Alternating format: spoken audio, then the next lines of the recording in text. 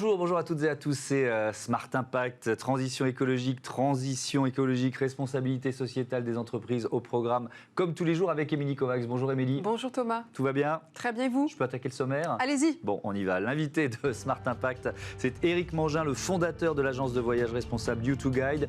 Il lance NOS Global, une plateforme de gestion de dons qui met en relation les ONG et les entreprises qui ont un engagement RSE. Le débat RSE du jour porte sur les déchets électriques et électroniques. Comment les traiter? Comment les valoriser? On répondra à ces questions. Et puis dans Smart Ideas, on va mettre en avant une association, Article 1, association qui lutte pour l'égalité des chances. 3 grands thèmes, 30 minutes pour les décortiquer. C'est Smart Impact tout de suite sur Bismart.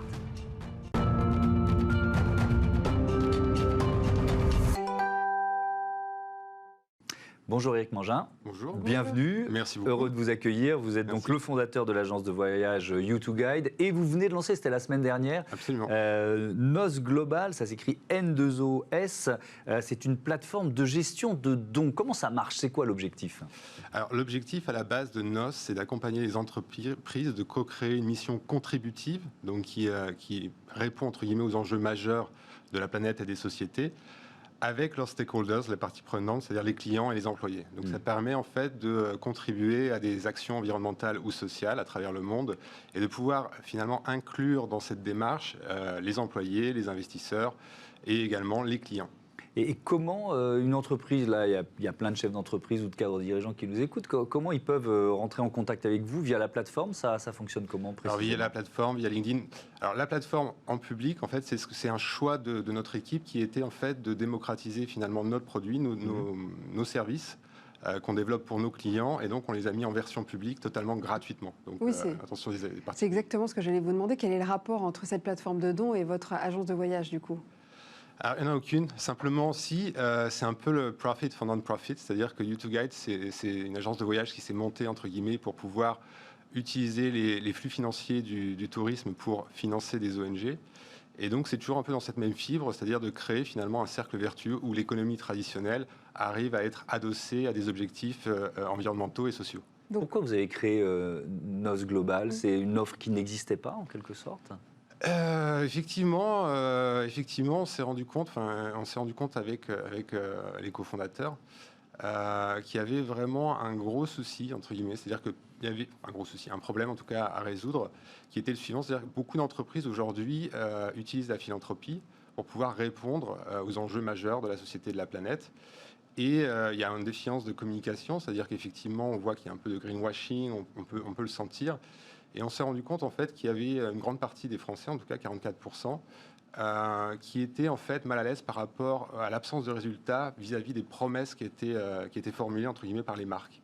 Et donc l'idée, ça a été en fait d'accompagner les marques à mieux gérer cet aspect philanthropique et de pouvoir, dans un second temps, inclure leurs parties prenantes, et puis dans un troisième temps, pouvoir assurer un suivi et un retour sur toutes les actions philanthropiques qui étaient menées. Et on s'est rendu compte aussi que la technologie pouvait être un catalyseur assez fort sur tous ces efforts philanthropiques qui sont menés par les marques européennes. Et donc l'utiliser finalement pour mieux, je dirais, engager de manière ludique, d'une manière un peu sexy en fait, toutes ces initiatives. Est-ce que vous diriez que le volet sociétal est peut-être plus compliqué pour les entreprises à mettre en œuvre que le volet social et environnemental?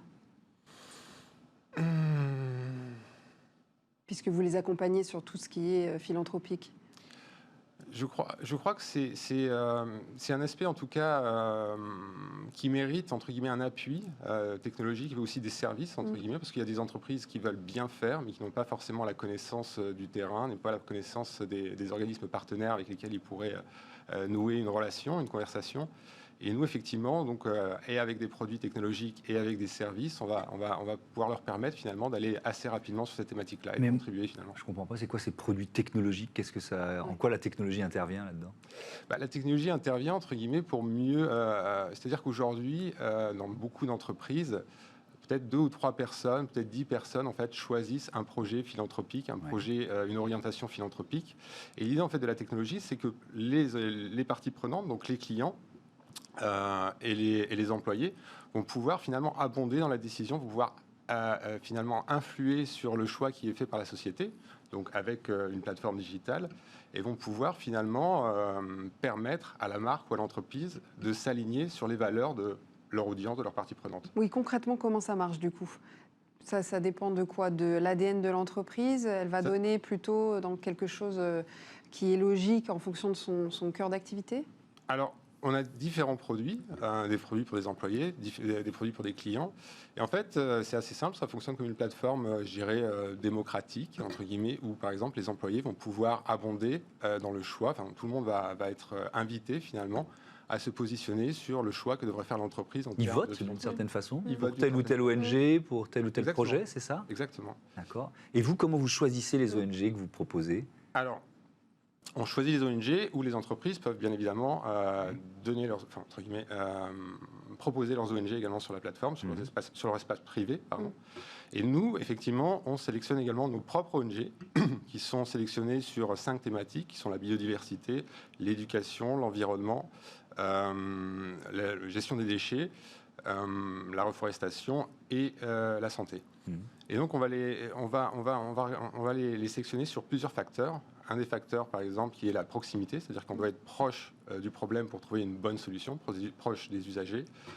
Sur l'aspect impact financier, c'est-à-dire est-ce que par rapport à 1 euro donné, est-ce qu'on a vraiment un gros résultat derrière, un résultat significatif, sur le sérieux de l'organisation d'impact et sur sa capacité à communiquer. Pourquoi ce nom?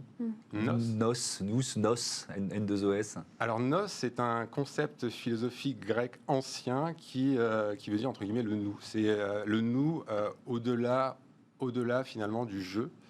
Et c'est, je crois, important aujourd'hui, vu les défis auxquels nous faisons face, de pouvoir finalement être ensemble pour pouvoir y répondre et apporter des solutions de plus grande ampleur. Est-ce qu'on peut avoir des exemples de noms de grandes entreprises ou PME que vous accompagnez du coup? Alors pour l'instant, je ne peux pas communiquer là-dessus, je suis désolé. C'est trop tôt. Des entreprises spécialisées dans quoi, par exemple? Alors, il y a dans le voyage, bien évidemment, parce que c'est un secteur que je connais bien. Il y a aussi le retail. Et alors, comment ils vont se mobiliser, par exemple? Alors, pour le voyage, ça peut être mobiliser les clients, entre guillemets, qui voyagent et qui pourraient, entre guillemets, en fonction de la manière dont ils voyagent, abonder également dans une cause philanthropique de leur choix. D'accord. Et qui pourrait être reprise ensuite par la marque. Ça peut être aussi au niveau du retail, c'est-à-dire quand vous achetez une chaussure ou un moyen, entre guillemets, de pouvoir abonder enfin, de lier finalement consommation. Si vous devez consommer, donc on n'encourage pas la consommation, mais si vous devez consommer, de pouvoir finalement contrebalancer cet achat. Avec des outils comme Microdon, par exemple, peut-être que vous connaissez, vous travaillez avec eux ou pas forcément? Alors, on les qui connaît, permettent d'arrondir effectivement un prix pour donner le complément à une association, à une cause. Absolument, c'est un peu... donc on n'intervient pas forcément sur les mêmes marchés et pas forcément de la même manière. C'est-à-dire que nous, effectivement, ce qu'on recherche, finalement, c'est de pouvoir engager. Donc c'est finalement une capacité de donner un choix à un usager ou à un consommateur ou à un employé et de pouvoir derrière lui l'inviter finalement dans une histoire où il va suivre son impact en temps réel, c'est-à-dire de savoir combien d'arbres il a planté en temps réel, combien de choses sur des KPI assez simples, des indicateurs assez simples, et de pouvoir finalement avoir un retour en permanence sur les actions qu'il initie pour pouvoir essayer qu'un de l'engager à faire plus et encore. Vous vous adressez à la fois aux grands groupes et aux PME. Qui a le plus besoin de vous? Moi, j'aurais tendance à dire les PME qui ont peut-être du mal parfois à trouver comment s'engager, comment mettre en œuvre, comment même communiquer autour d'une politique RSE. Est-ce que vous diriez ça, vous aussi, que les PME ont plus besoin de vous? Absolument. Alors, on se concentre au début, nous, cette année, sur les ETI parce qu'on pense qu'on est en termes de structure, on est plus à même d'y répondre, mais le but, effectivement, c'est de pouvoir automatiser nos outils assez rapidement pour pouvoir permettre aux PME d'avoir une manière assez, je dirais, assez simple et assez straightforward, en fait, l'ensemble de nos services et de nos produits. Vous diriez qu'il y a des PME qui font de la RSE sans le savoir, souvent? Je crois, oui. Et je crois qu'ils ont besoin d'outils, ils ont besoin peut-être d'accompagnement de temps en temps. Et quelquefois, ils ont envie de bien faire, mais n'ont pas forcément les moyens. Et c'est vrai que pour nous, ce serait quelque chose d'incroyable de pouvoir les accompagner en fait sur une démarche philanthropique, effectivement. Les startups aussi? Les startups aussi, bien évidemment. Et les particuliers peuvent donner aussi? c'est ça? Les particuliers peuvent donner. En Ouais. fait, effectivement, ces 9-10 derniers mois, on a passé pas mal de temps à développer nos outils, donc plutôt à l'attention des entreprises. Et à un moment donné, on s'est dit, la plateforme existe, pourquoi pas la donner en open source, entre guillemets, complètement gratuit, un accès complètement gratuit aux particuliers. Donc effectivement, c'est pas notre cible, mais tous nos produits et nos services sont en ligne gratuitement pour les particuliers. Alors, Alors, vous êtes venu surtout pour oui. parler de NOS que vous venez de lancer la semaine dernière, mais il y a aussi cette agence de voyage, là, U2Guide, qui existe depuis combien de temps? Depuis 2016. Est-ce que vous avez le sentiment d'être un peu en avance ou d'être un peu des pionniers? Parce que le secteur, il souffre horriblement depuis la crise Covid, évidemment, et on se tourne peut-être vers des solutions justement de tourisme un peu plus responsables. C'est ce que vous prenez depuis le début? Absolument. Alors nous, c'était je dirais notre credo depuis le départ. Et c'est vrai que peut-être qu'on s'est fait taxer un peu au début de bisounours, peut-être. mais ce qui est assez intéressant, c'est que moi, j'ai eu peur également, comme tout le monde, enfin tous les gens qui sont sur le marché du tourisme quand le Covid est arrivé. Et puis finalement, au bout de quelques semaines, des grands groupes sont venus vers nous et nous ont demandé de l'aide pour pouvoir finalement les aider à proposer une offre qui est une offre plus régionale, je dirais, et plus responsable. Et ce qui est notre corps de métier depuis 4-5 ans. Donc, Ça veut dire que vous bannissez certains types de voyages, des longs courriers, ou comment ça se passe concrètement? En fait, c'est-à-dire qu'on va proposer finalement des expériences qui sont en général petites, exclusives, sans doute un peu plus chères que du tourisme de masse, effectivement, mais qui permettent de séduire tant un public, je dirais, de locaux, qu'un public de voyageurs. Donc finalement, moi, c'est de l'expérience. Donc, la personne qui vient des États-Unis ou qui vient de Lille, pour moi, ça ne va pas vraiment changer grand-chose dans la mesure où c'est l'expérience que je propose. Et effectivement, ce qu'on essaye de faire, c'est que cette expérience parle à ces deux types de personnes. Et c'est vrai que finalement, pour nous, on se rend compte que Covid, en fait, c'est très dur pour le tourisme, bien évidemment, mais aussi une manière d'aller plus rapidement vers l'avant, vers un tourisme beaucoup plus raisonné, en fait. Merci beaucoup. Merci Éric à vous. Mangin, bon vent à NOS Global et donc U2Guide. Tout de suite, notre débat consacré aux déchets, les déchets électriques et électroniques.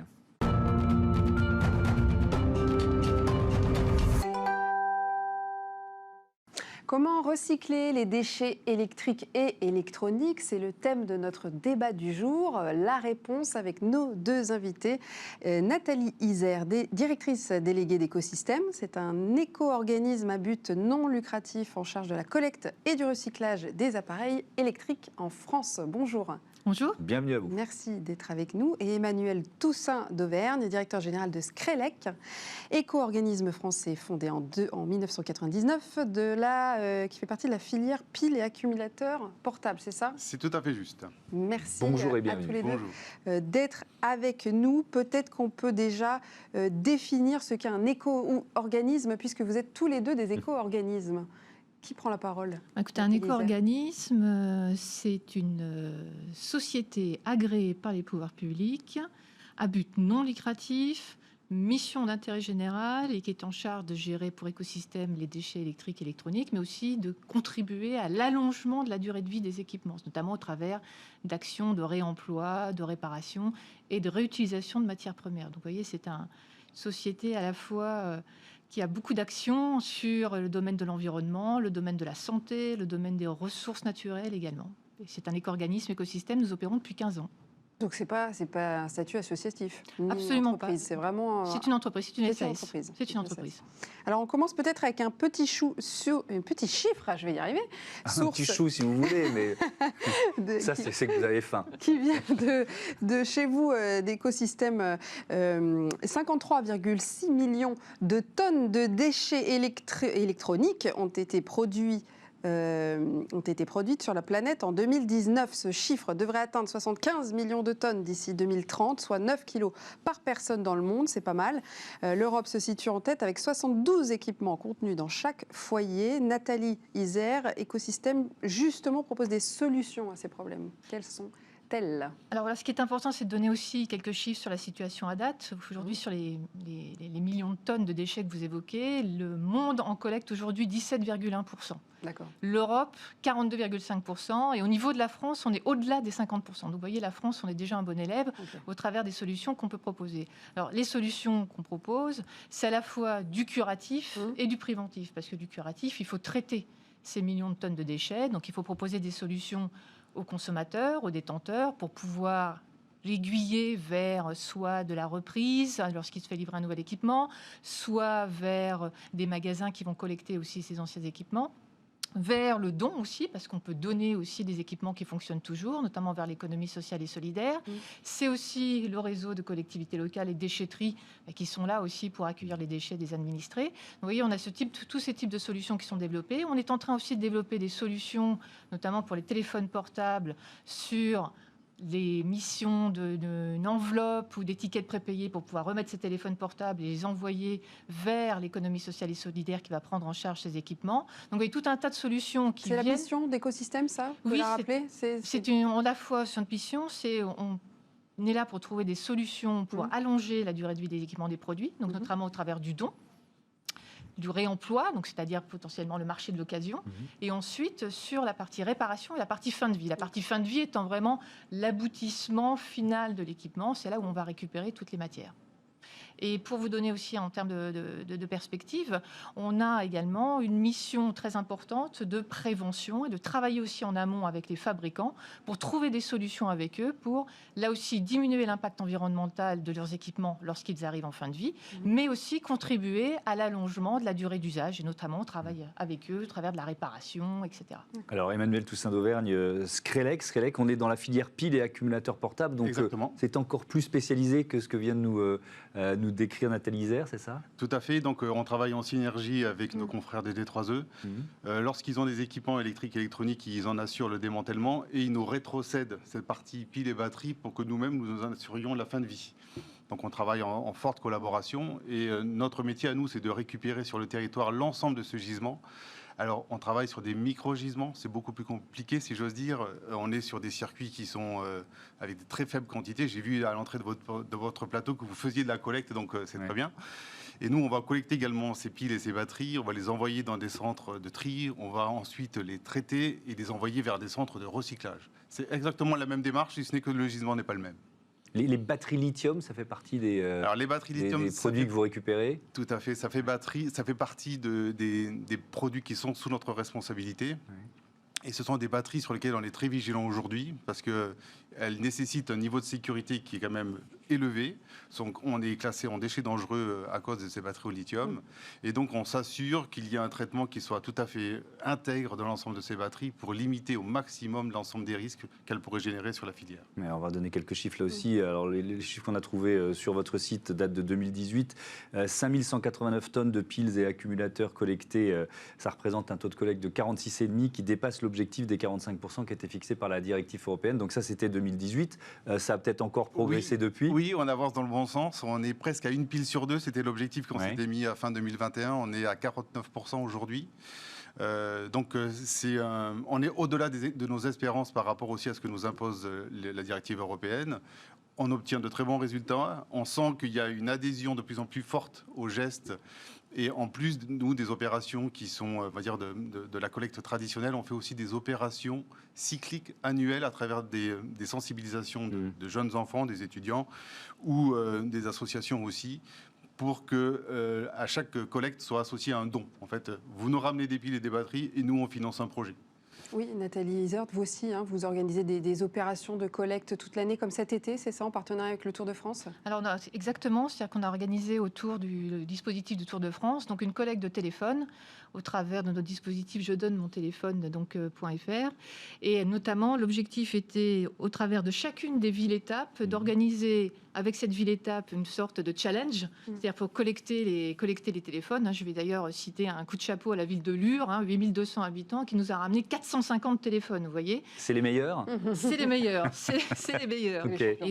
Et à l'occasion aussi de chacune de ces villes-étapes, on redonnait donc à des associations donc d'emploi soit de personnes en difficulté, sans téléphone, donc qui était là aussi complètement reconditionné, remis à neuf et doté d'une carte SIM, puisqu'on avait monté un partenariat avec Orange, notamment dans ce cadre de dispositif. Donc vraiment un don tourné vers le milieu associatif. Donc ça c'est le résultat. Il faut peut-être parler de l'impact quand on les oublie, ces déchets. C'est-à-dire des piles, par exemple, une batterie lithium ou des piles, si on les laisse dans la nature ou si elles ne sont pas recyclées avec vos services, qu'est-ce qui se passe? Alors, par exemple, la pile la plus commune, c'est la pile alcaline saline, c'est le bâton, là. Celle-ci, elle est tout à fait indolore pour l'environnement. Mais il est évident que nous, notre ambition, c'est de les récupérer pour les envoyer dans des filières. C'est-à-dire que derrière, il y a des industriels qui ont besoin de ces matières premières secondaires pour une activité.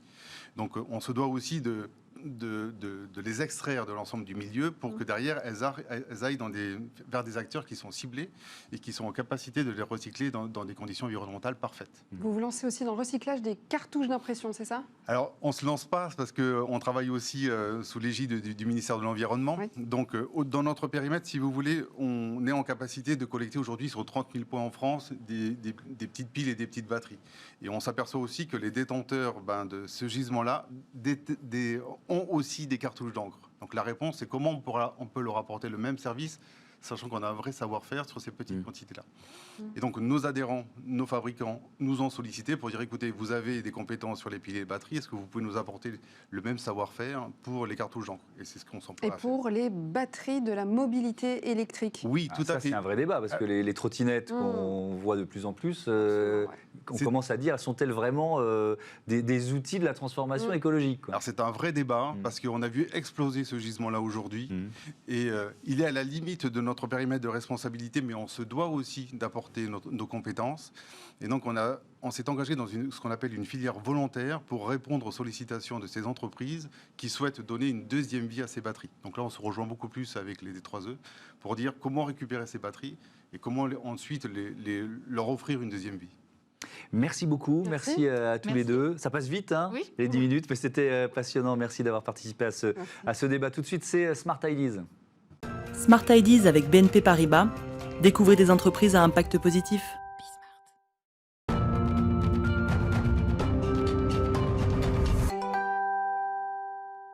Smart Ideas avec Benjamin Blavier, bonjour. Bonjour. Bienvenue à vous. Vous êtes avec Boris Valbaum, le cofondateur et coprésident de l'association Article 1. Vous luttez pour l'égalité des chances, c'est ça votre mission première? C'est ça, exactement. Contre l'inégalité des chances, on le dit comme on veut. Oui. Voilà, l'idée, c'est d'accompagner des jeunes qui sont entre la première jusqu'au bac+5, donc sur la tranche fin de lycée, enseignement supérieur, accès à l'emploi. Article 1, c'est une association qui est née de la fusion de Fratelli et Passeport Avenir, donc c'était deux associations qui existaient déjà. Pourquoi vous fusionnez et quelle est votre ambition? Alors en fait, l'idée, c'est qu'on avait fait fonctionner nos associations avec Boris. Nous étions les deux créateurs des deux associations pendant une douzaine d'années et on était arrivé à un résultat où on accompagnait chacun 5 à 6 000 jeunes issus de milieux défavorisés dans leurs études.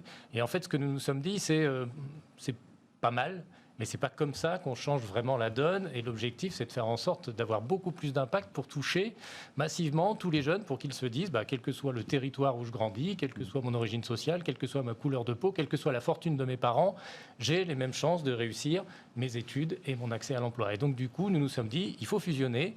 Et on a pris ce nom, Article 1, qui est un rappel, qui fait évidemment, référence à la déclaration. voilà, les hommes naissent et demeurent libres et égaux en droit. Les distinctions sociales ne peuvent être fondées que sur l'utilité commune. On s'est dit que cette phrase-là, à laquelle nous accordons beaucoup d'importance, c'est plutôt pas mal de le rappeler. 1789, c'est encore d'actualité. C'est encore d'actualité, il y a encore du boulot. Et donc on s'est dit, mettons-nous ensemble et essayons d'avoir beaucoup plus d'impact, notamment en utilisant le digital et en faisant du plaidoyer pour l'égalité des chances. Justement, cette égalité des chances en France, elle est en retard comparée aux autres pays, par exemple?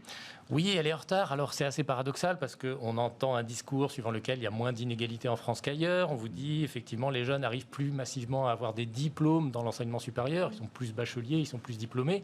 Ça, c'est globalement vrai. Mais quand même, le constat, c'est que quand on vient d'un milieu défavorisé, en France, l'accès aux études reste particulièrement compliqué. On est dans le dernier quart des pays de l'OCDE quand vous regardez le poids de l'origine sociale sur la possibilité de faire des études et d'accéder à un emploi, par exemple. Pourquoi c'est compliqué?